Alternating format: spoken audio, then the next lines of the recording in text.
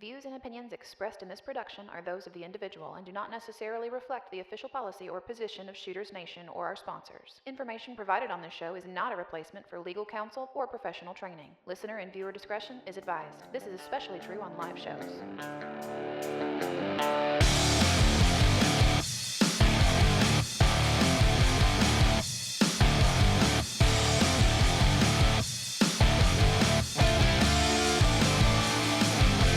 Welcome to the Shooters Nation podcast, the show created for you, the armed citizen. Join our hosts and subject matter experts as we talk about guns and gear, practical training and knowledge, Second Amendment issues, and the firearms culture. Be sure to join us after the show at shootersnation.com and become part of the Shooters Nation.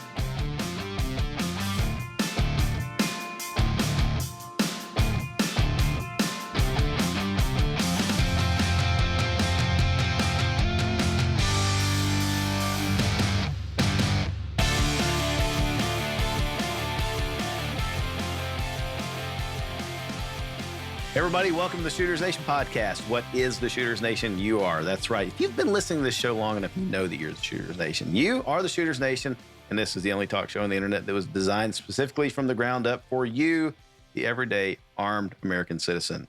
If you like what you're hearing on the show, we hope that you'll support us. And how can you do that? There are several ways. First, subscribe to us on whichever app or channel or medium you use to listen to the podcast. Second, become a Patreon patron at patreon.com/shootersnation for now. Maybe. Don't know. We may switch that. Third, share us with your friends. Last but not least, we hope that you'll connect with us after the show. The hub for all things Shooters Nation is shootersnation.com. That's where you'll find links to all of our social media and the full catalog of our shows, complete with supplemental information. So, I'm your host, David Yancey, and with me tonight is my co-host, Mark Lancaster from Squared Away Customs. Hey, Mark. Good evening. Good evening. Good evening. How's it going? It's going good. It's my it's my first time I've been home. I'll be home for 2 weeks straight. Yeah. Like in bed for the first time since May, I think. Commemorating that event with a recording on the podcast. Yeah. I'm sure wife's thrilled about that. Shoot on this week. Yeah. Okay. All right. Yeah. I'm sure she's gonna be happy with me. Mark's finally home for a few days and recording a podcast. That's good. That's good for the family. Yeah. All right. So, early bed anyway. Yeah, I'm glad she likes me for now, at least. Right? So, all right, cool. And so this episode, we're also speaking with Matthew Tenbarge from Cloud Defensive. So, Matt, what am I calling you? What do we Either one works. Either one? Good with either one of them. Okay. Either one of them cool. works for me. Yeah, welcome. Appreciate you being here. Thanks for having me. Appreciate it. Yeah, no, yeah, you're sparing your time for us. We appreciate that. So, folks may recognize Cloud Defensive as the producer of the OWL optimized weapon light, among other innovative products for the thinking person who runs their gun hard. I came up with that. Feel free to use that. Good. It's a good marketing slogan. Like yeah, no charge. We'd like to do that. Throw out a little bit of marketing bonus material there for folks. So, but yeah, welcome to the show. Why don't you start off by telling people a little bit about Cloud Defensive and then tell us what you do there. All right. Cloud Defensive started about 4 years ago. We came out with the light control system, which was the mount integrated for a STL7, and then we came out with the ProTech for Streamlight. And really, all that came from just frustration of nothing available on the market to attach your switch permanently or hard mount it to your rail. So Cloud really started with just wanting to fix one little thing, and we did not expect to get where we are today, to be honest. So yeah, we just started with that, and our whole goal right now as a company is just to continue to drive innovative products that aren't just aesthetically different, but functionally different, which is where the core comes in and some other products. So really just trying to steer towards making your rifle or your weapon work for you and not having to fight around what you have on your gun.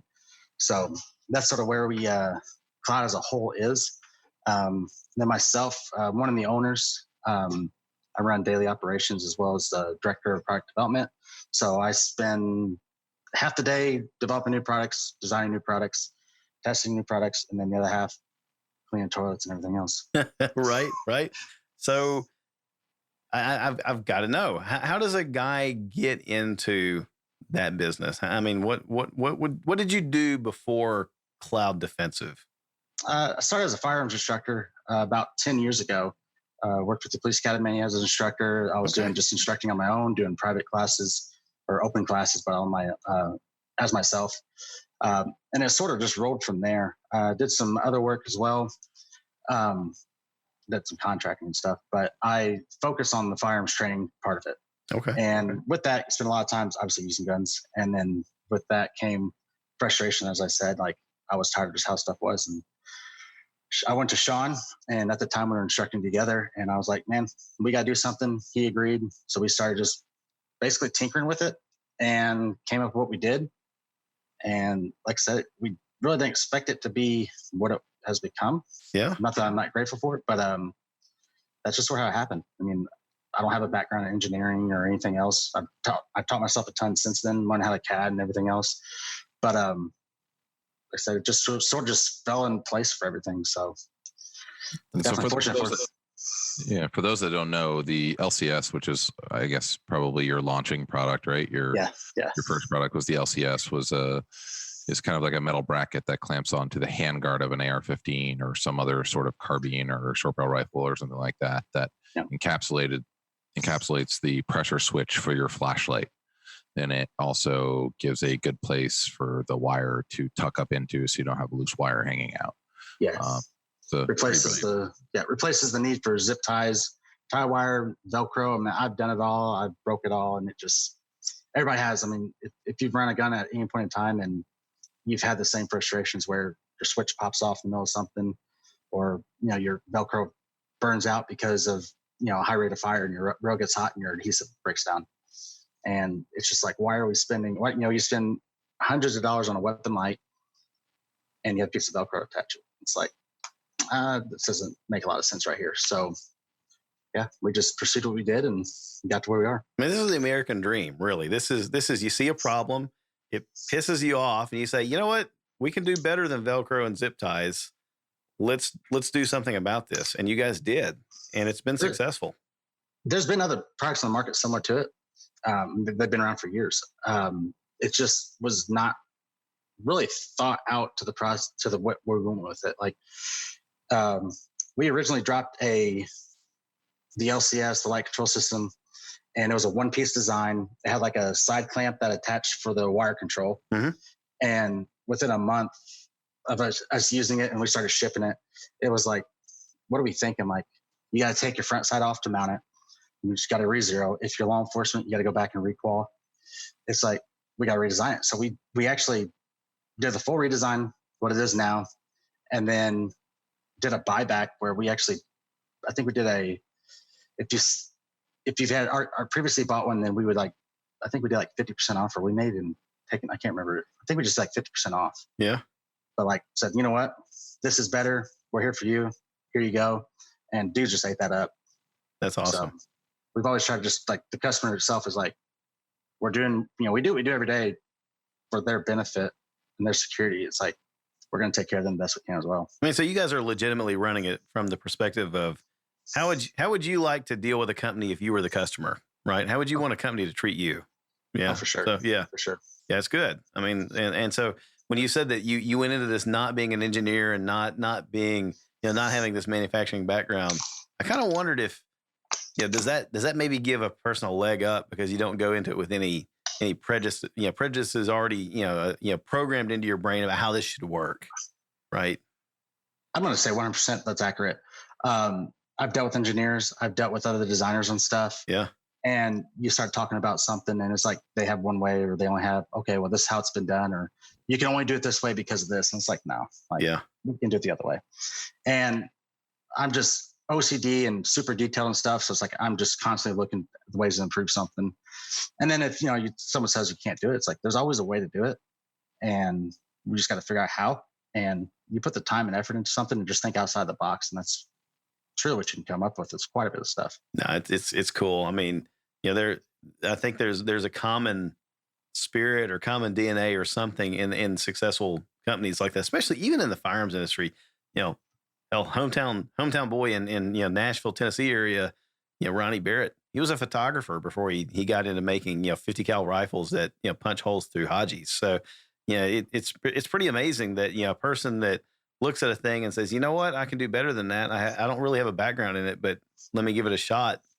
A little bit of determination and some common sense and a desire to not quit. It's pretty awesome. Oh yeah. And it's just, it's motivating one for me. Like when we first started the company, you start seeing your products here and there, like, oh, that's cool. You just like, people are starting to buy it. They're starting to get onto it. And as the company grows, you start seeing more and more. And then you hear everything going on, the feedback from it, the excitement of it, it just like makes you want to do better. Yeah. And improve what you got going on. And if you take it from my perspective on that, it's like, I'm a young dude. I love guns, love running guns. It's like, I want to improve my own. If I'm going to improve what I want to improve on it, I know a bunch of other people are going to want to improve on it as well. So I just constantly look at it from that point of view. And you look at it pretty neat. And a lot of it, as Cloud itself, you look at something like how to improve it, and you literally write down like on a whiteboard, like, why is this the way it is? How do you improve it? What's the, not necessarily just like the function, but it's like, well, can we do it like this? And then just over and over and over and over again until you finally come up with what it is. And it's not a simple task. It's not a, oh, I got an idea, let's make something. It's a 3-year process of design, develop. The OWL went through 13 variations. Wow. I mean, if anyone's familiar with the beginning of the OWL, I mean, it started as a CR123 3-cell body. It was huge. It was ugly. I hated the thing with a passion because I was just trying to fix it. And it was just bigger than a stapler. No, it was monster. It was raunchy. Absolutely. You showed it to me at that SHOT Show. I was like, this thing's a beast. But the traction it built, just that outside the box thinking on it. And then, we really went down to the minute details of why a light is what it is, how it performs. I've spent a ton of time doing low light stuff. And it's like, I want a light that performs in these manners with these features and not just be another traditional light that everybody else already has. And that with the OWL, it was like, okay, that is different. Like they are doing something a little different, and let's see what happens with it. And we got a lot of traction off that. That's awesome. So a quick backup question. So when you were doing the LCS, did you already have plans on doing a light itself, or did it kind of morph into that over time? Not at all. We, Sean and I had many, many conversations like, what are we going to do with Cloud? And at that time he had another business he was running. I had mine. And it was like, this is just something we want to do to improve on what we were frustrated with. And we said many times, like, who are we to compete with somebody else? Like, who are we to compete with the Surefires and the Streamlights? Yeah. And, it just sort of evolved from there. And it's just like, why can't we? So, we went down the road of messing with the mission configurable head, which was the MCH head. Not a lot of people know about it. Some may have saw it. I think we only made like 15 or 16 of them that we sent out. But it was like our version of an upgradable head for the Scout, like the 600.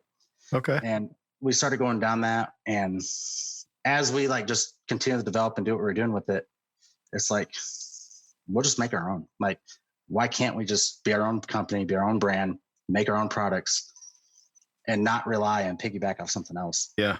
And that's sort of where it went from. We sat down, dry erase board, wrote down everything we wanted to do with it, and hit the ground running.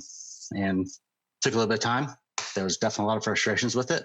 It was an entire new being, and we made it through.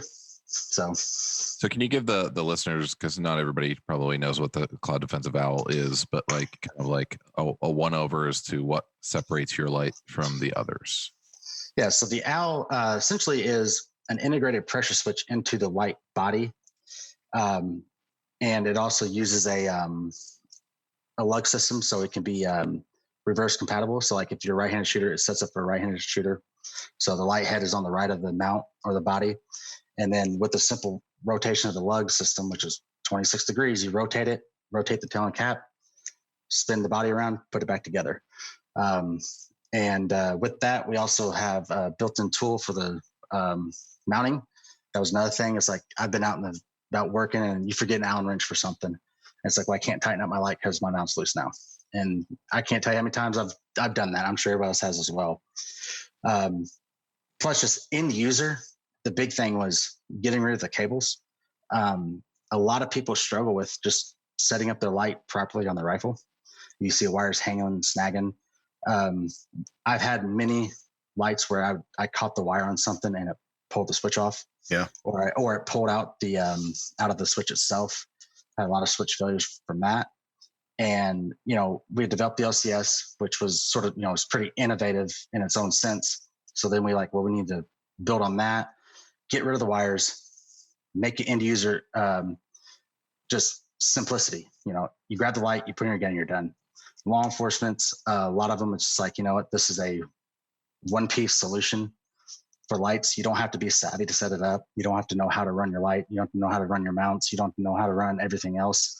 You put it on and you go.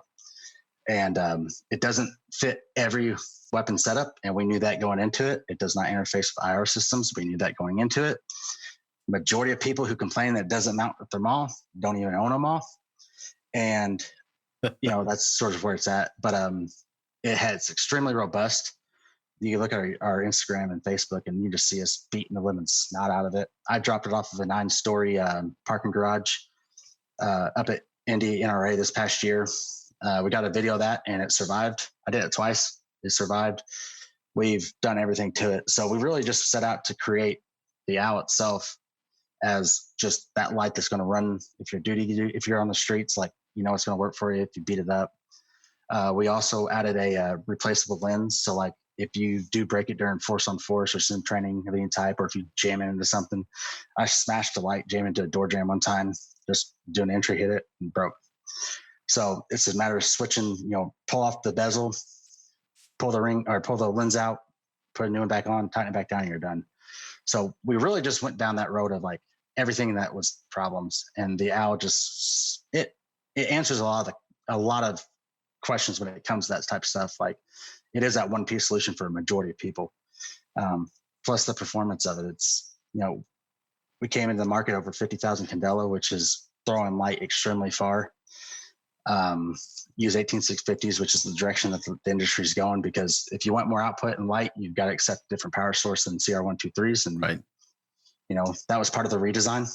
We said, we went from 2 123s with our very first design, which we were hesitant on going to the 18650 because of the market. And it was are they going to accept a different power source? And it's you know what? If they want it, they're going to accept it. Right. And that's the direction we went with it. So the owl does have a ton of features. You can beat the living snot out of it. There's, we've used it to drive nails. There's videos on Instagram of one of my guys literally beating a nail into a post. It just goes. And Mark, you have one, right? I do. Yeah. What's your thoughts on that? I think it's fantastic. I mean, it's super rugged. It's super robust. It's the brightest light I had that throws the furthest. I mean, the only competitor I guess I have the HLX, but I've had quite a few problems with that, with a flicker and a flutter under recoil.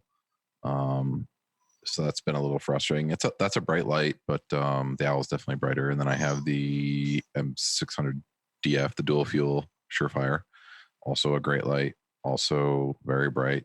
Just doesn't quite throw as far. I can't, see finite details at distance like I can with the owl. And the versatility of it, and all-encompassing, all-in-one package, comes with a charger, comes with 2 batteries. I mean, it's just, you open up the box and you're done. It's you don't need tail caps and light switches and mounting brackets and all that sort of stuff, or even batteries, because it comes with them and they're rechargeable. It's pretty great.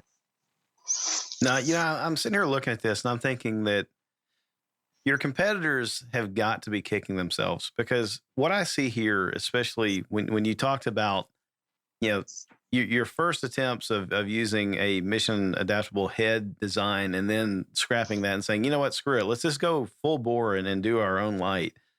That kind of thinking is what transforms a lot of other different industries, right? So, you look at a device that so many of us carry around all the time. If you don't have an iPhone, you carry around a smartphone, and it was probably patterned after that. But, a lot of companies have come before Apple and kind of tried their own hand at it. And then Apple said, hey, you know what? We're going to look at how people use this stupid thing, and then we're going to build a device around that. And that's kind of what you guys did. You turned the industry on its ears. A lot of other folks that build weapon lights seem to be chasing, one of the forefathers of weapon mounted lights, Surefire or somebody else, right? So everything that they've done since then looks like a scout light or something similar. And so it's almost like they pattern themselves after it and they put themselves in the rut, and they're going to forever be in that mold and only accomplish what that forefather had done. You guys said, screw it. We're going to do our own thing. And now you've got a light that's easily reversible, ambidextrous, the controls are ambidextrous, and you've made it, very low muss, no fuss. And so that rocks, and that's the kind of, I just love the story and the thinking that goes into something that says, if we don't constrain ourselves into making it look like or act like or feel like, everybody else's, then we've got a blank canvas and we can do whatever the hell we want to do with this thing. So it's pretty awesome. Yeah. And that's definitely how we looked at it was, there's a lot of lights in the market. There's a ton of lights on the market. There's a good amount of reputable, reliable lights on the market as well. And it's like, it does sort of fall into the same pattern. There are drawbacks, especially like our design. Like I said, it doesn't mount up with a lot of IR systems. So a lot of professional users or, the guys who want to play the night game, like, yeah, you're right. Like that doesn't fit. It is slightly heavier because of the design, which we know there's also benefits of it. But like a majority of people, like that fits that mold, and it's so just simple. It just, it's like you said, like you just got to step away from what's been done, how it's done, and put your own thought onto it. And like, how do you improve on what it already is? Rethink it. This is awesome. So, you guys were throwing around some technical terms that I wonder if our listeners are completely savvy on when you talk about light output. Mark, why don't you and Matt kind of hit on that a little bit and get into the weeds some? Yeah. So like you can go to Walmart and you can see a flashlight in a box that claims that it's 50,000 lumens, right? Right. And it's $29.99, but there's a lot more to lumens when it comes to usable light. And that goes into what candela is and how that's used and how you can maybe explain that to listeners a little bit and kind of so they can kind of understand the difference between the two and why candela is as important as lumens, if not more. All right. I'll make it simple. I won't go into too crazy technical conversation on it. Lumen is rated as the total output out of an LED or the light source. Okay. So the amount of light that is transmitted out of the emitter that's your lumens. So like, you can go with whatever type of emitter you're using. It's the amount of light, the luminous that's just driving out of it, the luminous flux, basically what it is. But it's how much light is actually pushing out of it from the source, like from that point. Yeah, from like the emitter forward. Okay, gotcha. And there's a lot of, like I said, there's a bunch of formulas and like technical ways of doing that. Sure. But essentially, the best way to say this is how bright the light is at the LED and how much it just pushes out the front of the lens. Like that's that's lumens. Lumens is the intensity and the brightness of the emitter. The drawback to that is you can have a ton of light coming out of an emitter, but if it's not focused and it's not driven to a specific area, then you can take your cell phone and you could take your iPhone or whatever phone you have, turn the light on, and the light just shines out of it, right? Take the thing out and look at it and tell me if it's bright. Well, it's absolutely bright. Like you get a lot of light out of it, but it's not concentrated. Okay. So candela is the concentration of lumen in an area. So you basically have the formulation of, X amount of lumens per box. So gotcha. the square meter or however you want to rate it. So it's the amount of lumens concentrated in that spot. So if you have like a really good hot spot on a light, then that is the concentration of lumen. So you have lumen, which is the intensity. Candela is the concentration. Gotcha. So it's almost like candela is how much light is actually on the target that matters. Correct. Right. So lumens, the light coming out of the lens, out of the emitter at your weapon. Candela is how bright is it down on the target? Correct. Gotcha. And there's so many variables that play into that. Okay. Candela, I joke about it all the time. It's like Candela's king because it's always been a lumen race because lumens has been set as a standard for sales. Like that's literally what it was. Sure. Was, oh, well, you know what? If you claim you have 500 lumens, well, if you have more lumens than the other competitor, that is appealing. Yeah. Then you jump it up to 750, 800. I mean, I've watched this thing go from the incandescent days where you're pushing out 60 lumens and it was bright as fuck. Oh yeah. That's awesome. Yeah. It used to be watts, right? How many watts is your light? Correct. Yeah. Correct. Yeah. So candle power. Yeah. So you start looking at this as it truly is it's a marketing sales standpoint. Sure. It's like, oh, well, we have a brighter light. Brighter doesn't mean better. Like, I mean, plain and simple. If you can have a 30,000 lumen light with no candela and take 1,000 lumen light with great candela and it will stomp the other one. Right. And that's where, we come in at 1250. I think we actually officially rate it at like 1,200 lumens because there's variables, but at 50 plus thousand candela. Right. Well, we're throwing light hundreds of yards. I've personally been on a target. It was a perfect night, by the way. Threw it on a target over 300 yards away and could have taken a shot on it. Aaron Cowan did a review on it, and he's like, I'm comfortable taking shots. True PID would engage at 200 yards with the weapon light. And the OWL essentially was designed for a rifle setup too. Yeah. So that's where we really concentrated on that.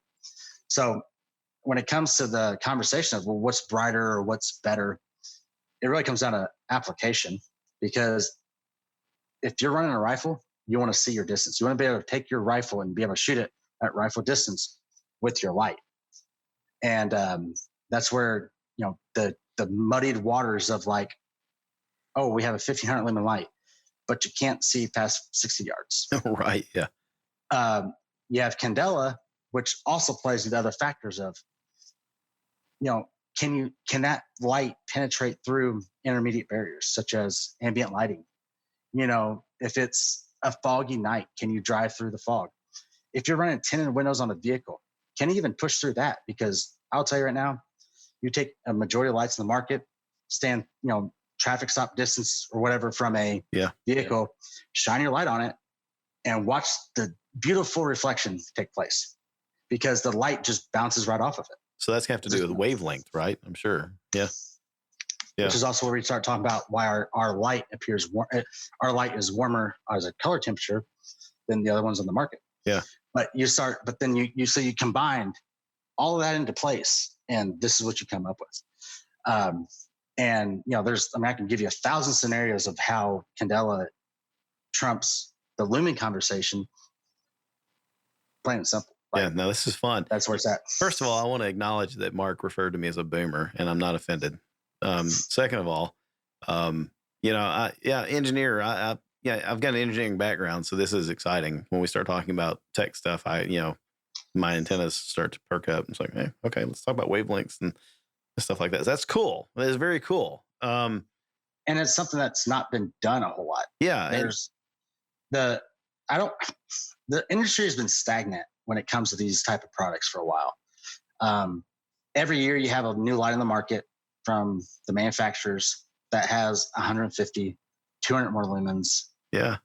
And that's really it. So it's like, that's part of it's market demand. Like if I take the best I can and push it out and I have nothing to grow on. And a lot of it is just they you drop in the market they soak it up, and then, okay, I'm going to release the next one. And then this happens. And it's like, they're not doing service to the end user of saying, look, we're going to provide you with the best performance. Right. Because your ass is out there doing the work, especially, again, depending on what your purpose is. And even if it's a home defense gun, if you got to grab your rifle in the middle of the night because someone's breaking in and it's like, why would I defend myself? Do you really want to be like, oh, I could have more lumens, but someone doesn't want to put it on the market because it's coming out? Right. Well, I mean, this is honestly the answer to why the 10,000 lumen weapon light that you bought for $25 off wish.com is not as good as a 500 lumen light that's carefully crafted with good optics and the right color temperature and whatever. So I mean, this is what we're talking about when we talk about lumens selling lights because of marketing. I don't know if you guys remember, but there's an old adage, especially among the hot rod car guys, especially from the like the 60s and 70s muscle car era, where they talk about horsepower sold cars but torque won races. And it's kind of what you're talking about here is that lumens sold lights but candela wins gunfights, essentially. So, I'm taking that one too. Hey, man, there you go. Write that thing down. Yeah.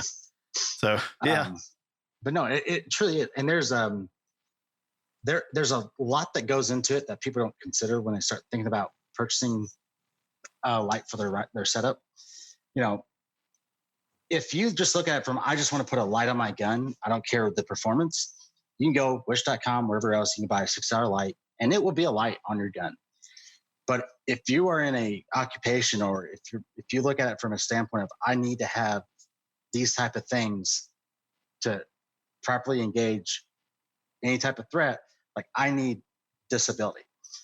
If you are, if you need to be able to see through ambient lighting, because if you're working the streets or whatever you're doing when it comes to, look around you outside. I mean, you have street lights, you have lights from other buildings, you have general city lights, like all that soaks up lumen output. Like that soaks up the photonics that comes out of, or the photons that comes out of your light, gets absorbed by everything else around it. Absolutely. And if you start considering those type of things when it comes to purchasing your light, it's like, okay, well, that doesn't, I get it. I need to be able to drive through that.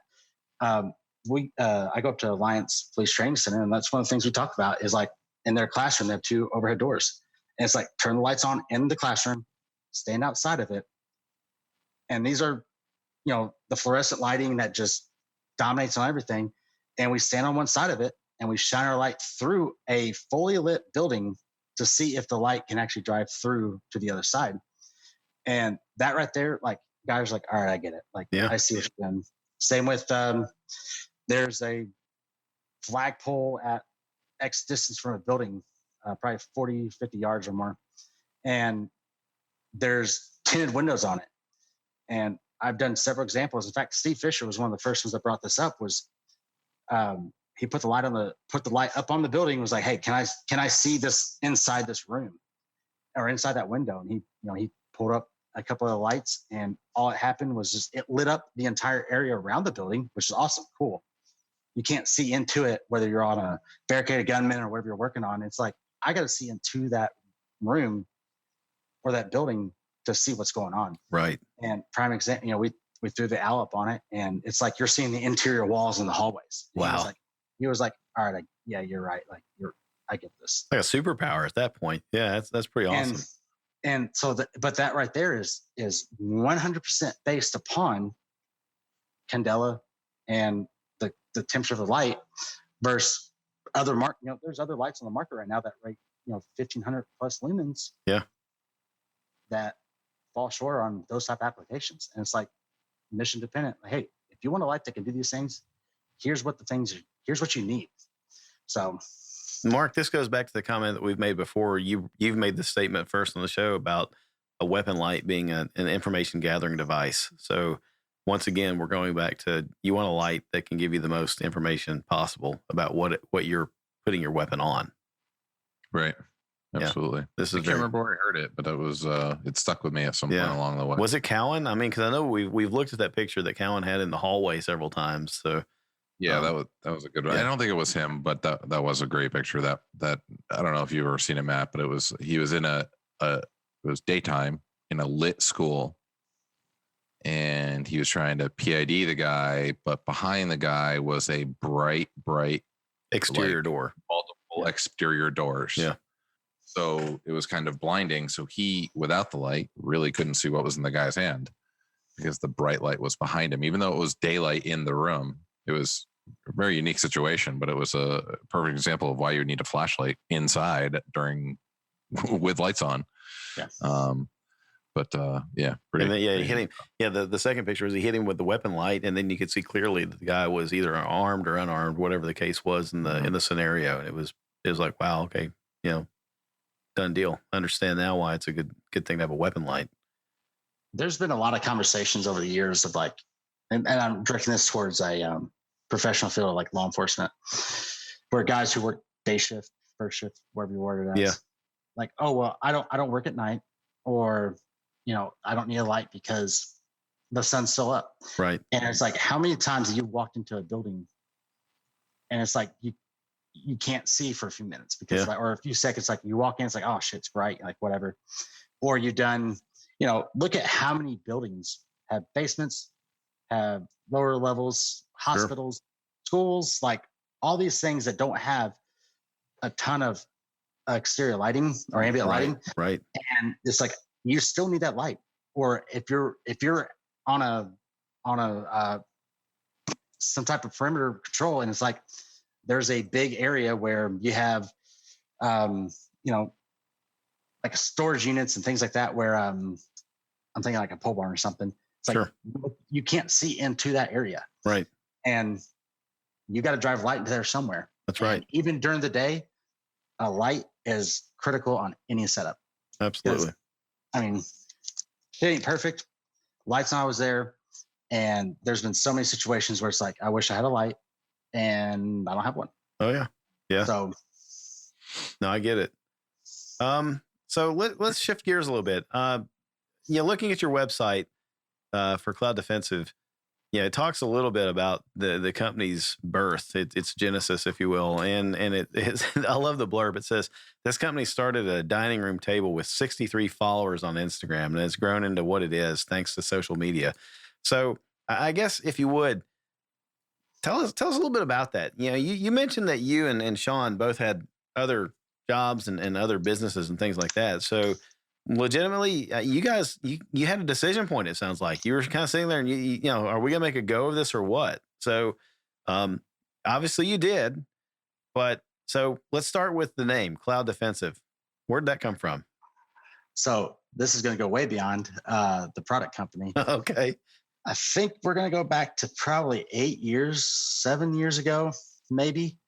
Sean and I were at the time, like I said, we were doing instructing. And we were starting talking about like, what else can we do in conjunction with what we got going on? And we were looking at doing like corporate security and just basically like consulting on security setups, hospitals, things like that, like evaluating security setups and such. And Sean being the way he is, and if you know him, he's all about internet. He is interwebs 1000, where if it can't be done on a computer or internet, then he doesn't want anything to do with it, because that's just how he is. Okay. And so he's like, well, we can do like web-based security consulting. I'm like, dude, like that's so off the wall. So like, I would basically like go to the place, look at it, and then we would just do like all this stuff online. And he was like from like the time we had the meeting, then he would just do all the consulting and the work, everything through the websites or through the internet. And I'm just like, dude, whatever. You got it. So it was sort of just one of those things we did. I was busy. He was busy. We just saw that things fall down. And we saw the LLC was still active. And a couple years, by the way, the company itself, Cloud, comes from Sean's previous business. He had was Cloud Health Dynamics, which is still active. With another guy, but it was a web-based nutrition health consulting company. Okay. So that's Sean's background is bodybuilding and all that stuff like that. And he would just do online nutrition coaching. So cloud is online. Cloud is online. Cloud is internet. Correct. Yeah. Oh my God. I cannot escape this. So that's how. I'm making a note of this. I can't wait for this episode to release so that I can tell some of the guys I work with to listen to this so they can understand the hell that I'm living in this week. So just footnote, Cloud, help me, Jesus. So yeah. All right, there we go. Thanks. So there was that. And it was like, oh, well, he's like, let's just go cloud defensive. I was like, dude, I don't care. Like, it's fine. Whatever. Hey, man, at least your cloud has guns, right? Your cloud has guns, and I'm cool with this, right? So, yeah. So, yeah, it's sort of like I look back on it like, God, I got to come up with a better story. Yeah, no. But it's just, it is what it is. And so, yeah, and this is fine, man. I'm clearly not living my life right, is what you've done here for me. But that's all right. I like your cloud better than the one I've been dealing with this week. That's all right. So basically we, whenever we came up with the LCS, it was like, at that point, it's like, well, we're going to start selling a product. We got to have a website, everything else. It's like, well, what are we going to do? How are you going to name it? I'll tell you now, when it comes to naming a product, I wish it was easy. The hell that we go through to try to name something at times is nauseating. Oh yeah. Like Sean and I, we've gone back and forth. We went back and forth for months on just naming the rail. Because it's like, you want to be cool. You want to have something that's catchy. You don't want to be too stupid. Like, you don't want to have it too long. It's like, we have again, go back to dry erase board. You write all this stuff down and it's like, okay, well, how about an acronym for this? Or how about this? And it's just like, it's ridiculous. So he told me that, like, you know what? I don't care. Call it what you want. So, we already had it formed. We didn't work the paperwork to get everything going again for a business. So we just went with it. And it's sort of funny, like, now that I look back on it, because it's like, gosh, like, we could have had such a better name. I go on the internet and it's like, oh, go buy the Cloud Light. I'm like, God, we're a cloud. Like, that is literally what people associate it as cloud. And then like Cloud Defensive, like I see Cloud Defense all across the board. It's like, Sean, we are terrible at naming things. No, I think it's fine. I honestly didn't know where it might go, and I didn't know if it was just the fact that of the your company's focus on social media and drawing a lot of influence and inspiration from that, or what. But I think honestly, it. I know enough people that are entrepreneurs that, after a while, it's hard to find a company name that's not taken and registered. And so, Cloud Defensive, there's nothing wrong with it. And like I said, I like your cloud. Your cloud's got guns. It's a cool cloud. Don't even get me started on like company colors. Oh yeah, that's been a nightmare since day one. Yeah. So yeah, that's sort of, like I said, sort of how it came from. Sort of crazy. Like, thinking about it, it's like, man. No, it's all right. All right. Came a long way. So tell me a little bit about the importance of social media for your company.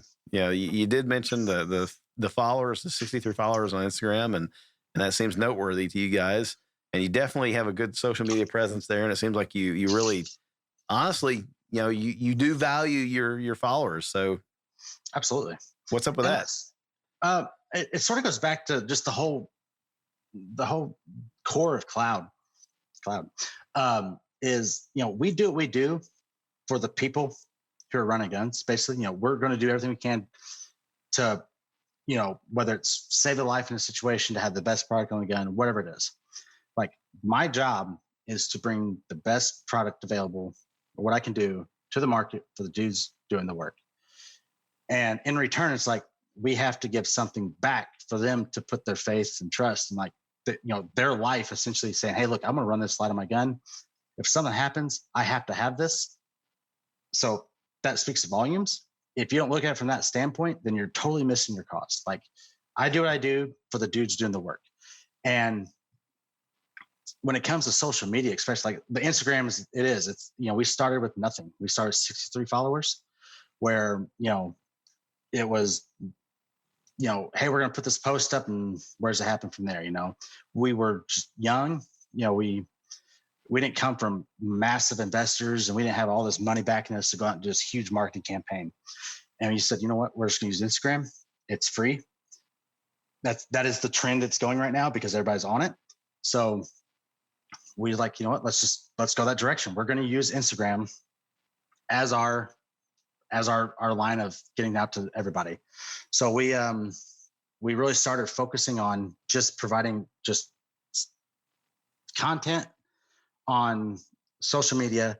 And then Sean is really big on just communications across with the customers, with people, very active, constantly on Instagram, annoys the hell out of me. You got other things to do. Get off the phone. But it's like, he wants to answer every question. He wants to engage with every comment. And for a long time, there was not a comment that didn't get posted that he wasn't thumbs up in or saying thanks or something. Right. Acknowledging someone putting their time, taking the time out of their day to see the posts, comment the post, or whatever. So that is sort of where it was. And, then we went to we started doing like a lot of reposts where people who obviously buy the product, post a picture, tag us. We wanted to make it a point to put them on our feed. That's awesome, so though. Everyone else sees it. And, it's like, for me, again, like I know how it feels. Like, I've worked with other gun companies, or I've been on, even before I started this company, like I was on other people's feeds where, hey, I got a picture of this, whatever, where I was instructing and they took a picture and here I am running their stuff. And then they post it. Right. Right. And you're sort of like, oh, that's cool. Like I'm now on their feed. Like I'm on that company's feed. Yeah. And it sort of makes you feel pretty good. And it's like, we're going to do that for as many people as we can, because that right there, like, shows that we truly do care for our customer. We are active. Like we want to see what you got. We want you to post it, because then we're going to show everybody else that you got it. And that's sort of where the whole Instagram, like that, all that pretty conversation came from, because we did, like, that's one of the hardest things to do as a company, is let go of your social media. And, I quite frankly, I don't put any time into my personal social medias, and I don't spend a lot of time on stuff anymore, because you spend, 16 to 22 hours a day trying to do what you got to do every day, because there's not enough hours in the day. And it's like, he's like, look, we have to maintain control of social media, because one, content, two, if someone asks a question, hey, does this work with this, or does this work with that? Like, we want to be very responsive. And we've always just sort of maintained that control of it and continue to drive that aspect of, we just want to keep that sort of that community. I know social media is a community as a whole, but like, we want to have like the cloud community itself. Right. Because we want people to know that, like, we're there for them. Like, we're doing what we do for them. And they're not just another purchase here and there. Like, oh, they bought our product, we got their money, who cares?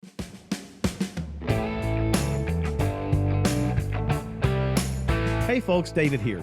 Did you know that there is more to the Shooters Nation than this podcast? Mark and I are working hard to knit together a community of well-informed, responsibly armed citizens who are well prepared to face the worst days of their lives. We would like to invite you to join us and the other listeners on our various social media outlets and become an active part of the Shooters Nation community. You can find us on Instagram as @ShootersNationRadio. And if Facebook is your thing, you can find us there at facebook.com/ShootersNation. While you're there, be sure to click on the link to join our Facebook Shooters Nation community. And as always, you can head over to shootersnation.com for more listener resources.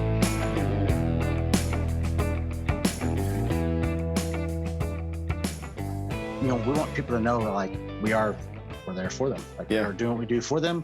And they're not just another purchase here and there. Like, oh, they bought our product, we got their money, who cares? Like, no, you guys value your customers, right? And that's, it shows. It absolutely shows. And yeah. How do you guys decide to embark on a new product? So if it's about solving problems, how do you decide what problems you're going to tackle next? Prime example would be the core, the rail. So okay. The cloud optimized rail. We developed the OWL.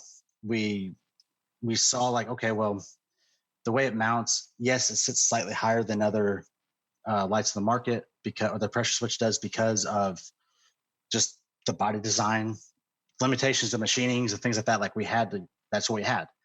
And bless his heart, Sean walks up to my office and he was like, hey, we need to do a rail. And I was like, why?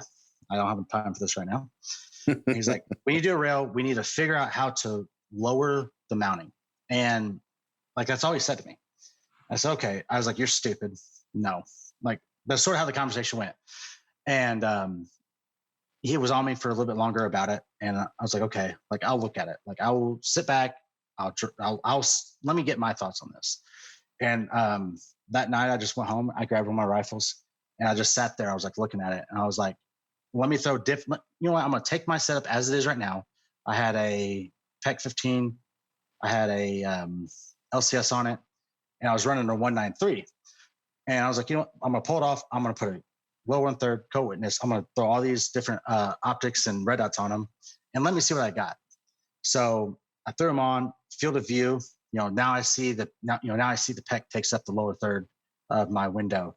Now I see that I have obstruction from my thumb. Now when I activate my fire control on the PEC, now I see my thumb over it. It's like, well, if I'm trying to get PID and engage target and all I see is this, or if I see that in my area, it's like, yes, it's not you work through it, but it's like there's got to be other ways to get around this. Yeah, you gave up a lot of real estate from your optics with all the mounts in front of it. Yeah. So I basically just said, okay. I went in one day. I was like, here, let's figure this out. So I just sort of sketched something out. I was like, here, we can do something like this. This is how we can do it. And then we sort of went forward from there. And I take a lot of personal pride in the core because it was actually the first thing I had actually CAD from zero to where it's at. I did have some input from the engineers, or my engineer was like, hey, we could do this or we can do that. But I sat down and figured it out myself. I went through everything and anything about the rail. I went through all the M-lock slots. I said, well, here's how I want my light to mount. So I want my M-locks to start here. I want my picks like this. I want all these things about it. And that's sort of how, like I said, that's how the core came about. And we started it with the V1, which was the OWL rail. Like, people call it the OWL's core, but like it was designed to recess the OWL into the rail to make it more ergonomic on your hands when you're using the weapon. Sean calls me, whatever time it was, 11 o'clock at night. We were texting back and forth. And no, I'm not kidding when I say this. By 3 a.m., after all this conversation, us going back and forth, that's when the V2 was created, because we're like, you know what? We can create this for, other systems, other platforms of mounting. Like, let's move this a little further. Wow. And then I just said, you know what? It's 3 a.m. I'm just gonna stay up the rest of the night and get this knocked out. So I went to my computer, finished it out, took it to my machine dudes and said, here, make me this. And that's sort of where the V2 came from. Oh my gosh. And then since then, I have everybody keeps asking, I'm sure someone may say something on this, like, when are longer rails going to come out? I've got them all designed. I've made, we've done what we can for them. It's like, it's depending on, we're a growing company. There's growing pains. There's bandwidth limitations. It's like whenever I can get the machine time. Yeah. I mean, you can sleep when you're dead, right? So I feel. Yeah. But, so yeah, we do have longer rails coming as well, but it's sort of the same thing. It's like, I didn't just take the rail, make it longer and say I'm done. I reworked how we did the cutout. I reworked the different setups. I went through every front sight, every IR system, every mounting solution. Like, how do I make this work the best way it can? The amount of time put into it is probably ridiculous if you were to put it on paper, because I just sit there and just make different setups. Like, oh, I want to use this switch with this IR system. Am I getting the right setup? It's just back and forth, back and forth, back and forth. And, at that point, it was like, there's nothing on the market right now where you truly recess the Picatinny in the rail. Everything else is just a pick deletion. And then you have to put a mount, right, put a pick section back into it. And you've literally just, you've put yourself right back to, you're right where you were before. If you're not running it, then you're right. There is nothing there. Sure. If you're a free gunner and if you don't want your hands to be tender from running your Picatinny, which God bless you. But, yeah, I mean, what benefit does that truly bring the end user? No, this is amazing. I'm looking at the pictures of it right now on your website, and it's, I mean, you guys are even using it. So I'm looking at, you're using the Bravo Company barrel nut assembly, aren't you, for this? Yes. Yeah. Yes. This is fantastic. That was one of the things, again, like, it was, do we design our own barrel nut? Right. Do we, when was the design? It was like, there's a lot of limitations with what we're doing with how do you have to make a rail. Yeah. And with recessing the pick section, there's other limitations to it. And then you have to look at different, everything from gas blocks. I bet I've fitted 50 different gas blocks to make sure it clears. Does it not clear? I bet that was fun. Yeah. that's something. And then it was like, why do, when it came to the barrel knives, like BCM makes a phenomenal lockup. It's not super big. It's low profile. I've used their stuff since I've started touching guns. Like, I was like, that's the one I want. And, BCM does not make our rail. A lot of people ask if we make it. Well, we make it in-house. We run our machines. We just purchase the components from BCM, package it. So it is, like I said, the amount of thought that just went into just the design of just the pour itself. That's fantastic.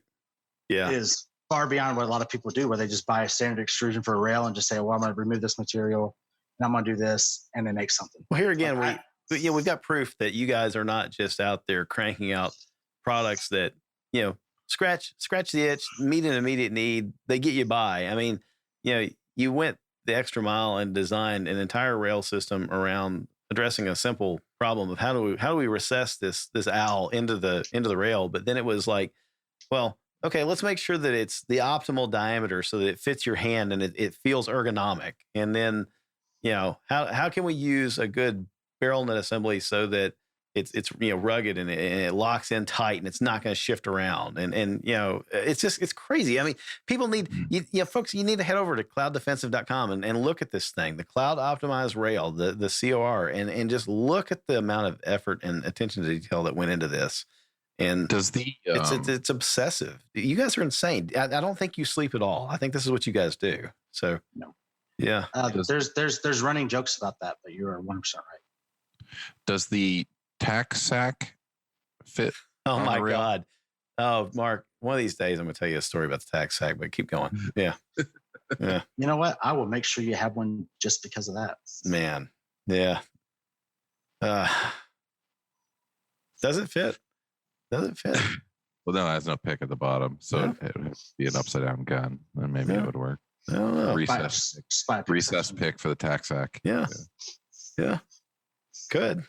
But yeah. I'm sure Matt has a few. Why are we going down this road? I don't know. I mean, we got this far into the episode, then suddenly we're talking about the tack sack. And this is probably the first time we've ever talked about the tack sack on Shooters Nation. All right. I bring the best out of people. Yeah, I guess. So, I'm thinking about this. Everybody, it seems like, everybody's got a bright idea. You hang around gun people for very long. Somebody's gonna chime in with a bright idea. You know what I wish somebody would make? And then it goes downhill from there, right? How often do people hit you up with their bright ideas? And how open to you are that kind of, how open are you to that kind of stuff? Well, it's an everyday occurrence. Okay. In some way, shape, or form, whether it's in person, email, social media contact of some type. It gets pretty, there's definitely a lot of it. Okay. And a lot of it is my response, as much as the dick as I want to be, which is also why I'm not allowed to have access to the Instagram. Like no, wait. You should do a social media takeover one day. That should be a thing. That should be a thing, right? No, I got to take it away for reasons. Okay. All right. I don't have that filter, and just one of those things. But the amount of time, the thousands of hours, sleepless nights, the just redundancy and just checking this and that and confirming everything. And again, it went through the owl went through 13 variations to get where it is today. And I mean, I still continue to make changes to it. You'll never know I've made a change to it. In fact, today I was working on something to make a change to the owl. And I spend a ton of time trying to improve things. And a lot of it's just like, hey, you know what? We can do this better because now we know.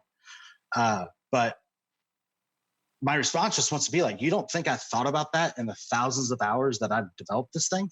And I don't to be a dick about it, but it's like, yeah, I wish we had thought about that.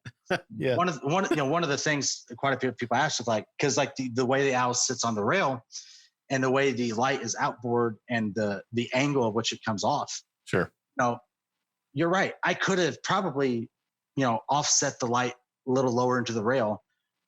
Yeah. I didn't think about that 50 times until I grabbed one rail that was a larger OD and it didn't mount up to it.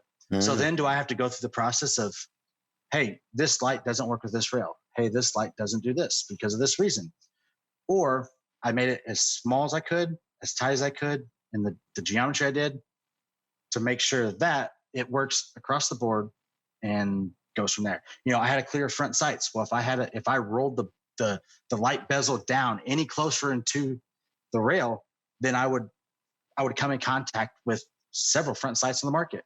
Well, do I go on the website? Hey, this light won't work with these front sights. So if you do have this front sight, you're gonna have to buy a new one. Well, you know what's gonna happen is people aren't gonna read that, and they're gonna buy it, and then they're gonna ship it back to you, and you have to go through the expense of all that crap too. So yeah. It's a no-win. But yeah, we've had the guys ask us, why don't you have a plug-in in the tail cap so I can run a remote switch? Because we developed it without wires for a reason. Right. Yeah. Therefore, why would I do that part? Right. Purpose is to get away from it. And you know what? I've said from day one, the OWL does not fit every shooter's needs. Right. And simple. Like, if it doesn't fit your application, if it doesn't fit your rail setup, if you're running a 16-inch gun or 16-inch, a 15-inch rail, and you want that sucker as far as you can get it, and you're a little fucking T-Rex, you're probably not going to be good for the OWL. I've got an idea for you. I'll accept that. I've got an idea for you. You can call it the OWL stick, and it's essentially just a stick, a long head, a long button that comes off the back of the tail cap for the remote, and it's not a wire; it's just a long stick that punches the button. The OWL stick. And I really do appreciate a lot of the feedback. I've gotten really good ones. A lot of it is I do ask a lot of people like, "Hey, what's your thoughts on this? And how do you do that?" Yeah. And because I'm one person, like I'm not every person on the market. There's going to be variations, but there's a lot of just like. Well, what about for entirely new products? Do you ever get people hitting you up with like, hey, have you guys thought about making this new thing that you guys don't have in your library of products right now? Yeah, we have. And then I ask them if they're willing to put out $300,000 and they usually stop talking. I bet that does stop a lot of people. It's the fact of the reality of what it takes to bring a product to the market. Yeah. I mean, I wish I knew now. I wish I knew now what I knew then, or no. Yeah.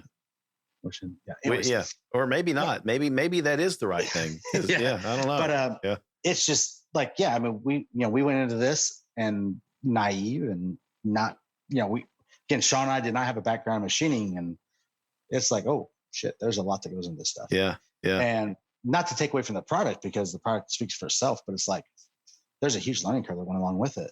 And then the reality of what it takes to do things, and the reality of one simple change to design takes ungodly amount of hours when it comes to machine time and CAD time and everything else. And it's not an easy task. And a prime example, which I don't know if I ever actually mentioned this on air, but we were 100% ready to ship the OWL back in November of 18. Yeah. Because we put out an email blast saying, hey, it's going to ship, this time. And it was just a matter of doing some testing. And I found basically an issue that was unforeseen, because it was so far down the road of just like, here's how this thing works as far as like an internal component. And it was never caught because we would never put ourselves in the scenario of needing it like it. So during my time of just testing, I found out that it was flickering with a basically under 308 recoil. Because everybody asks you, does it, can it survive a scar? I'll tell you right now, the OWL will survive anything above a scar, because I have beat that thing to death with larger calibers, with just mag dump after mag dump after mag dump in the shoot tank at 3 a.m. And we had to take, when I found that little glitch we found, it was like, hey, we got to get rid of this. We got to scrap it. We got to redesign this part. Let's fix this right now. So we had to take the current design and make some changes. And that took, it took time to program machines. That took time for, to redesign the part to make sure it worked. Then we had to make the part, send it off, get anodized, everything, come back, then test the part again to make sure that it is 100% ready. So now we are 4 weeks later. So what that little change took 4 weeks. And, at that time, and, we got a lot of flack over it because we weren't shipping, right at the date we said we would. Oh, man. And I flat out said, I I told Sean, I said, I will not release this product until I'm 100% confident that it's going to withstand anything. Like, I don't care. Like, yes, they can call us, the Fry of the gun industry. They can call us shield or whatever else it was. I don't care, because you know what? My job is to make sure this product is exactly what it has to be. And if I have to delay shipping by another month because of this, damn right I'm going to. Like, that is me not doing service. It's exactly what my job is, to make sure that this product is, for the end user, like what I'm trying to solve. If I'm willing to like say, you know what, let's ship these things out because of this reason, I don't care about the customer, then I'm walking away from the company. Like, there's no reason for me to be here, because I've just lost the whole focus and purpose. Absolutely. Mark, there's companies that would have shipped that. There's companies that would have said, you know what, ship it. We'll catch that in revision 2. And, if they find out. Right. If they find out. And a lot of them do, and then they just ignore it. Yeah, they do. Yeah, they just, they say, well, that's not what we tested. You're using it beyond the design parameters. Yeah. Am I going to put on the website, not, do not use with the 308? Yeah. Like, no, like, I'm sorry, not going to happen. Right. And you know what? Just have to do it. So with the head being able to pop off, is there plans in the future to be able to have different style heads, upgraded heads, lighter heads, duller heads, so on and so forth, and like be able to have an array of heads that all fit on your owl, so you don't have to buy the whole body and switch and tail cap every time? Yeah, we've played with that quite a bit, and that sort of goes back to the conversation with the MCH of sort of having like the ability to pick and choose your purpose of the light. It's been discussed, it's been designed, it's been worked on. It's just a matter of time when we decide to do something of that nature. But yeah, in the future, like if we, Cloud will drop on a better performer owl at some point in time, because that's just the direction of, technology and innovation and, just the market. Like, you're going to have to get better with it or just not make it. So at that point, then yeah, you'll be able to just purchase a different head and get the output out of it. So I almost hate to ask this question, because I kind of think maybe I know the answer, but do you have a personal favorite product from your catalog? Yeah, but no one knows about it yet. Really? Oh, it's not the owl. I thought it's the owl. Well, Mark, come on, man. I mean, bro, don't be throwing that out there yet. Right. Insider info, whatever. All right. Well, cool. So your personal favorite product is yet to be announced. Awesome. Yeah. It is. I mean, it's no secret. I mean, we're not going to stop at the owl. Right. I've spent the last basically 2 years designing the next one. Yeah. Working through, just what we want it to be, how we want it to be. And it's, when people ask us, what are you going to come out with, or is it going to work? My answer, and what I encourage people, and start Sean and stuff, it's like, everybody asks if we're going to make a light that's compatible with IR systems. My answer is yes. Sure. We do have that coming. I've spent a ton of time working on it. So it is on the verge of completion. So I expect to hopefully have that in the very, very near future. So we do have another product coming out. And like, I joke about all the time, like, the owl is not the light I would run, or the light I run on my majority of guns, because I run IR systems or I run something different. Like, it fits my home defense gun, because I'm not going to run a laser on my home defense gun. So I got my little shorty with my owl. But it's like, if I'm going to do work where I'm going to do work, it's like, I want to have a different setup. And since the owl doesn't work with that, like, even through the owl development, I was like, I can't wait to make my next light, because like, this is the one I want. So I've spent a ton of time developing and working through just different designs. And I don't know, I think Mark has probably been told some stuff that, as far as the design goes and through the years, I mean, I bet I probably told him about that a year and a half ago, maybe. Yeah. Maybe longer. At least, yeah. And it's like, and it's one of those where it's like, I could just make a traditional, piggyback off everybody else's designs, but I'm going to fix the things that are needed, and I'm going to improve on areas that are needed, and not just follow suit with everything else. Very cool. So yeah. That does not come overnight. I mean, I'm looking at a 3D prototype right now that's gone through probably 6 or 7 different variations of just how it engages on something. It's just like you spend a ton of time just like fine tuning those things, and nothing in manufacturing and design is quick. Sure. I remember one of my machine guys, he told me, he's like, what should take 2 weeks and like in your own head is going to take about 2 months of manufacturing. Wow. And I was like, oh, that's ridiculous. Like, there's no way. And that is the 100% truth. Like, wow. It is just, everything takes time. It's like, whether it's, hey, we need to test this part and we got to send it to anodize. 3 weeks later, we finally get it back. And it's like, God damn, like, wait, 3 weeks to test this one thing. And whenever I find out that it's not exactly what I want, I got to do it again. Yeah. Yeah. And it's just a lengthy process, and it's just part of it. But it's like, if you don't do that work and don't do due diligence for your design, then the only person that truly suffers is the end user and the customer. And that is not how cloud's going to operate. And I'll never fall into that category of like, oh, they're just going to put something out because people are going to buy it. That's not how I'm going to operate. No rushing it to market. Sure that, it's going to have, every design I have or work on is like 100% based upon functional improvement. It's not based on aesthetics or trying to be different. It's like, how do I make this better for the end user? Awesome. And, it really comes down to, I'll take function over form or over, aesthetics and form any day. Like, I want this to improve on how I use the gun, not just to be different. Very cool. So you guys have, there's been a definite bias towards long guns and rifles there. Anything you think you'll ever do anything for the handgun world? Any lights for the handgun world? Don't just dig it in. What, man? I'm like, man. No, man. I have questions. So the purpose for the handgun, right? What's that? What? The purpose for the handgun Gets you to your rifle. Exactly. Right. Right. That is definitely on my radar. You may have to light your way to your rifle, though. Very true. Very true. Yeah. Thinking through that question. Where's your EDC light stick at? Like, put it in your pocket, man. Right.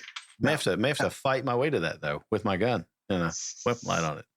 So. Yeah, but to answer your question, like that is definitely on the radar. It's been discussed in detail on many things. Did you see him? He just looked. Hey, look, man. On his desk right I'm there. observant, but I was not going to call that out on the podcast, right? So I was not. Golly, got to work on some subtlety, but that's all right. It's all right. I'm not the one that did that. I'm blind. I saw the eyes distinctly go over towards the direction, but he could have just been looking at the DM blowing up from Sean, telling him to get to work or something. Yeah, I could be looking at my new fancy LAS concealment, like this. Look at that! This beautiful purple and baby blue or whatever, Tiffany blue. Mark, you never made me one like that. What's up with that? I didn't say Squared Away Customs on it. What was that? Man. Yeah, look how quickly that escalated. Dun, dun, dun. Dun, dun, dun. All right. I got a box. I still use them, and I got a box full of Squared Away. Matt's got some of the OG Squared Away. Oh, yeah? Yeah. Very good. The true OG, does he know what he's doing? Back in the day. Holsters, right? I know what he's doing. Does he know how to make this holster? Yeah. Hey, I put my time into Squared Away. I went up there and I helped him. I flew out there and did some work for him. Yeah, flew him out here. He stayed for a week, helped out in the shop. This is before the cloud days. Really? Yeah. Man. So how I met Sean is because Sean had an idea for a holster. No? It goes back before that, you liar. No, that's how I met Sean. Oh, Sean. I'll say my man. Oh, I hadn't met you. I hadn't met you. I mean, we talked and I had made you some gear, but I had never met Sean. And Sean had an idea for a holster, so he pitched it to me, and we kind of like labeled it. And long story short, that's what the Spartan is today. Gotcha. I'm gonna elaborate a little more on this. Mark was not a fan of Sean's criticism. It wasn't his criticism. It was his 3-page emails to basically say, that looks good, change this one thing. And it was a 3-page email. I'm like, I don't have time for this. Like this email was long. I was like, dude, email's always this long? He's like, always that long. Dude, to this day, literally, I was writing an email tonight. Nice. And he was like, hey, you need to make sure you say this. I said, dude, I'm not adding all those words to my email. I'm going to just say this. Right. It's the same point. And we joke about it all the time. I said, can you get any wordier? Like you put so many words into something and don't say shit. And he's going to listen to this and he's going to bust my shit on this. But it was, I'll tell you now, true, like the pinnacle of this conversation regarding his lengthy emails and his words. We were up at Optics Planet on a meeting and one of the ladies was like, we really like this, but can you not use so many words? And I looked at Sean and he was like, shut up. Like, don't even talk. I said, bro, I've been saying this for years. Like, stop typing so much. Oh, it's so funny. Oh, why is there words coming out of the end of the flashlight? Oh my gosh. Like, dude, like, just say what you're trying to say. Just stop. It's just every owl ships with a free thesaurus. It's like I blame it on his philosophy because he's all about that philosophy stuff back in the day. Oh my God, that's wonderful. I want to ask you some fun questions. I appreciate the talk about cloud defensive and what it's like to bring products to market and that was fun and I hope the listeners enjoyed that. But we got to give them some fun stuff too, right? So, Mark, you want to shift into some of the lighter hearted, get to know you kind of stuff. I mean, you already know the guy. What the heck, man? So, yeah, you asked these ones. Yeah, I know the answers to these. So, Matt, what's your EDC? I already know. I saw it a minute ago. First of all, hey, the shirt right here, right? Hey, this isn't a video. For the listeners, I'll describe. For a very timely piece of apparel. Matt's wearing an Agency Arms shirt. And so that hits me right in the feels this week after Instagram shafted Agency Arms on their account. So they did. Absolutely hosed them. The irony is that Mike called me just a little bit ago. Oh, yeah? Yeah, he hit me up. I was weird on this podcast. But if you don't follow Agency Arms, get over there and like it because they lost 120, I forgot what it was. Man, it's brutal. 100,000. Yeah. Yeah. I mean, I checked it just before we started recording and they still weren't back, which dumbfounds me. I mean, they were like, they're. Yes. For the listeners that don't know, Instagram abruptly, without reason, nuked their page and completely shut it down. Yeah. If you go to Instagram.com/Agency Arms, what used to go to their account currently says, sorry, this page isn't available. Yeah. Yeah. They've, so they basically haven't got any answers and Instagram won't reactivate their previous account. Do you know, is Instagram even talking to them right now? This is silly. I don't know. I'll probably find out after this. I'll probably call them and find out. But they basically just started over. So dudes are, Michael and Randy, they're solid dudes, build great stuff. If you're not familiar with Agency Arms, they do a lot of basically just complete overall custom setups of your guns, whether it's M&P, Glock. They're getting some other stuff now. But talked quite a bit on the show because it was my ADC gun for a couple of years. Yeah. So definitely check them out. But yeah, so as far as EDC goes, I actually carry Agency 19 workhorse right there, man. Beautiful gun. Beautiful gun. What's your go-to rifle build look like? It sounds like you've got several, but like if you had to, like if Mark rolled up outside your house right now in his Yeti mobile and said, don't have time to tell you, get in the car, let's go. We're going to go do hood rat stuff.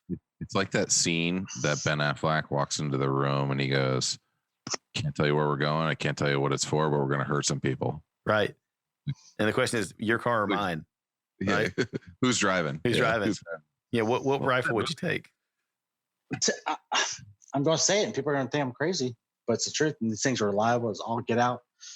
Probably my MK107 PWS 7.7 run suppressed sucker is a workhorse.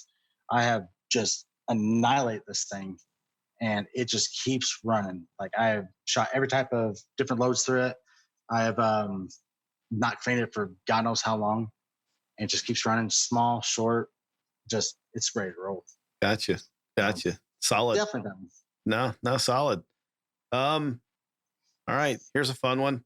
If you could meet any one person from within the firearms industry or the firearms world that you haven't met yet, they can be still with us or they can be dearly departed. Who would it be and why? My God. Yeah, right. That's deep. Why are we going to go down for? I don't know. I honestly don't know. Yeah. I have never thought about that. It's crazy you say that. I've met so many people in the industry. I've met so many people that like I have looked up to in the past, like whether they're manufacturers or they're whoever in the firearms industry. Like I guess say they're just I don't idolize people, like celebritize them, but like people I respect and look up to, and like right. I don't know. I've met so many people, like guys, like again, like here we are talking about, Agency Arms, like, Michael and guys like that. It's like, those are guys that now I call friends, we talk to on a regular basis. And it's like, I don't know. I don't know. That's a good question. Yeah. Way to throw that one on there. Yeah. No, Mark, I was sitting there thinking about that earlier.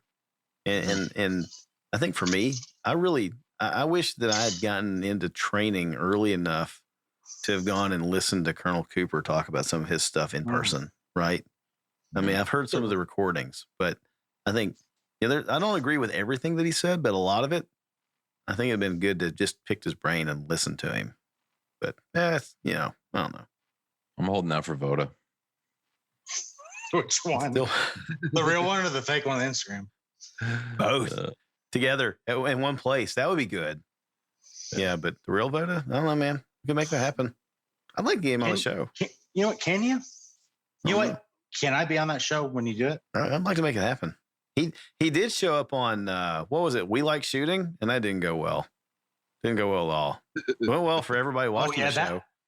They had quite the little tussle at the very end. Yeah, they did. They did. Pissed off. Yeah, it went well for the audience. Didn't go well for Voda. Went well for everybody else. It was great. Fantastic. So, all right. Any gun or piece of gear that you're itching to buy next? Like just burn a hole in your pocket. Got to go spend that money. You want this thing now? New truck. New truck. Is that what is it going with the truck? I'll tell you, man, let me tell you about this. You know what? Let's just bring some personal stuff out here now. Okay. Since Mark wants to do this. So I hate him. I've been wanting to buy a new truck for a while now. And like, I hate spending money. I don't want to go out and do it, whatever. And I'm on like the last leg. And it's just like an old, like 2000 F-150, right? Everybody thinks it's awesome to be an owner of a company until it's time to do ownership. And you're like, oh, right. do I pay bills? Do I buy a new truck or do I payroll? Like, which one do I go with? But so like I've been wanting to buy a new truck for a while now, and I need one. My thing's on my last leg.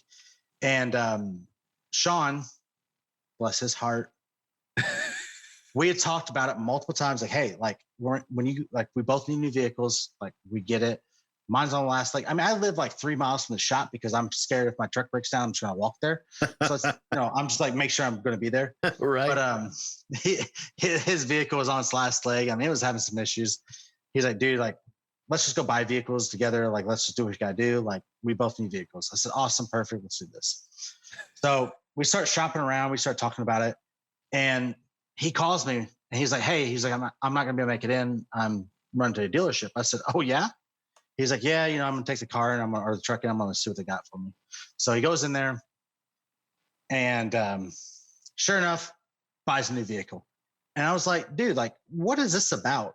So here I am, like, I thought we were on the same page. Like, we're gonna buy one together. Like, we're gonna, purchase vehicles. Can't help but notice I'm not with you right now while you're doing that, right? And I'm like, okay, That's cool. Thank you.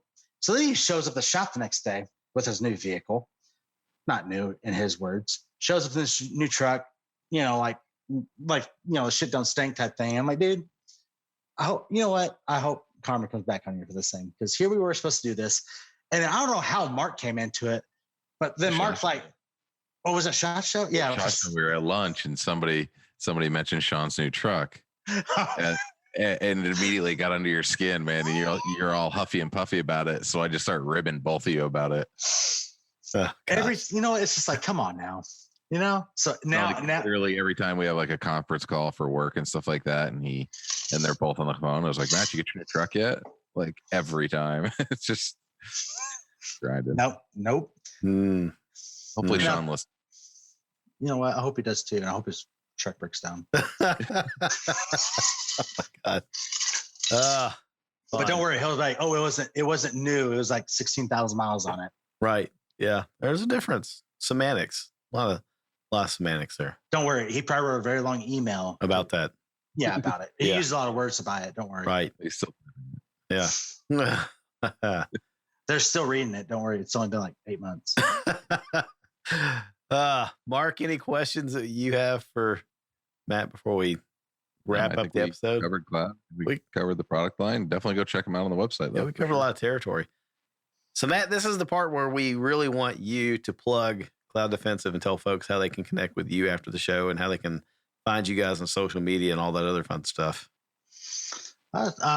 Social media wise, Cloud Defensive on Instagram, Cloud Defensive on Facebook, website, clouddefensive.com. It's pretty straightforward on that. We definitely appreciate any support we get out of this stuff. If you are a listener, if you are currently following us and you do have our products, don't hesitate to take pictures of it, do what you got to do, and tag us in it, and we definitely will repost it. And really, when it comes, that's really it as far as tagging or as far as that stuff goes. Yeah, no, awesome. Pretty straightforward. No, yeah. Yeah, folks, seriously, head over to clouddefensive.com. Check this stuff out. Look at their stuff on Instagram. We'll be sure to put links in the show notes for those of you that like to flip through and click on stuff like that. This was fun. I really appreciate it. I appreciate you spending time with us. It was good to get to know you. I hope that we see you again. Anytime that you want to come on, feel free. If you want to drag Sean on sometime, do it. Love to have you guys. So this was a blast. How much time do you get for a podcast? Because so the good news is we could charge him by the word and yeah. Mark laughs because he knows it's true. Right? It is. I know people like this. Yeah, it's I'm skilled in. It's really, really not that bad. Is it not? No. With the plethora of information, just it's the emails that. Yeah, it's the emails and words. Yeah, I really know people like that. It's like I really need you to shorten that down a lot, like a whole lot. Like keep the first 2 sentences and delete the other 8 paragraphs. So yeah, I joke about it a lot. Dude's one of my best friends. We go back years and years and years. They've always said, I've always heard in the past, and of course, like, don't go in business with friends. Like, I wouldn't go into business without my best friend. Right. Like, this dude, like, as much as we battle like conversations and just back and forth, he will it's like we're so close and like we're that good of friends. Like, we literally every day, like, if we had like a structured HR department, I'm pretty sure like I would not be there anymore. Neither would Sean, or like at least a couple of my employees. You'd both be fired. Because like it is absolute mayhem. Like it is like Sean literally walked in today, like when he decides to show up, because that's what CEOs do. But anyways, so he walks in and Jake is my right-hand man. And he walks in and he's like, hey, what's up, guys? And Jake was like, well, it was fucking good till you fucking showed up, And it was like, he's like, well, nice to see you too. He's like, you really are a piece of shit, Like, it's like, it just goes on and on and on. Hey, man, it's just like all day long. We just like hound the shit out of this is what we call in corporate America managing up, right? So, yeah. And then it's like, of course, like here I am the entire time this podcast besting the guy. But to do like, work circle, like again, like right now, like the only reason he's not on the podcast right now is because he's in the shop, take care of some business stuff that he had to take care of. And he's like, hey man, I can't make it on. Like, I get it. But like, that's, we just constantly go, but we missed having him here and I understand that and I respect it. Well, It's good. I think the key there is if you pick your friends wisely, you can go into business with them because they'll have your back, and that's good stuff. That's if you want to do a podcast on how to write really long emails, like I'm sure Sean will be good at it. We'll do it. Yeah. How to put a lot of words into something that's not needed. We'll gear up for Thesaurus Nation soon, and we'll have Sean on. It'll be fun. You ever seen the app Talking Carl? You can put it on your phone and it'll talk back to you. We'll just put that here in front of the microphone. We'll walk away. So it'll be fun. He'll talk. The cameras aren't working. Yeah. He will talk to himself. Yeah. He will sit there and just be like, have a conversation. Like, who are you talking to? Oh, I'm just bouncing words off of the wall. Like, all right, cool. Yeah. Oh, God. All right. I'm never mind. I'm a smart ass by nature and thoughts. Yeah. I mean, remarks come to mind. I'm not even going to help you guys with that. I don't want to make Sean mad and he's not even here. So anyway, yeah. Mark, how do folks connect with you after the show if they want short emails? Mark@shootersnation.com. That's it? What do you like brevity? That's the thing. Well, then you can go to squareawaycustoms.com. If you need neat Kydex, use coupon code ShootersNation. Save yourself some money and been getting all your orders, and I certainly appreciate it. Yep, absolutely. Working us tail off, trying to get everything produced and out the door, and we appreciate all the fun comments we get to. Yeah. Yeah, I was bugging Corey the other day, and he went the extra mile and was sending me pictures to help me visualize how a certain holster was riding in his waistband.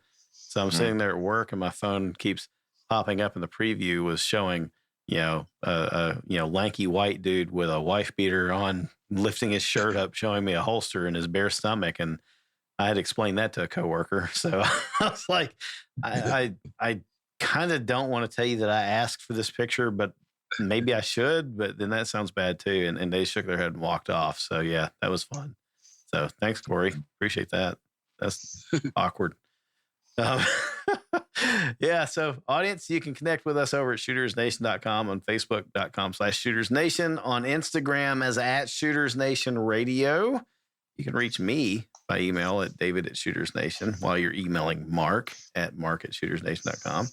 Again, check them out, squareawaycustoms.com. Check out Matt and the team over at Cloud Defensive, clouddefensive.com. Check them out on Instagram, Cloud Defensive, and everywhere else. I guess, are you guys on Facebook as well? Yes. You are. There you go. Defensive. Yep.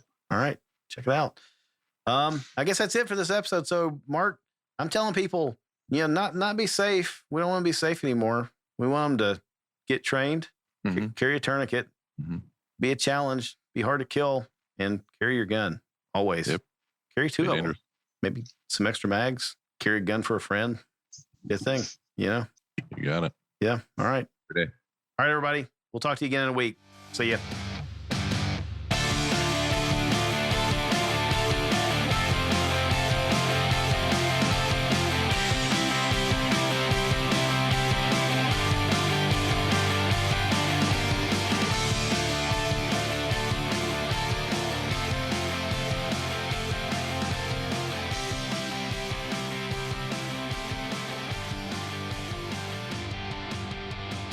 The preceding segment was a production of the Shooters Nation podcast. Visit us online at shootersnation.com.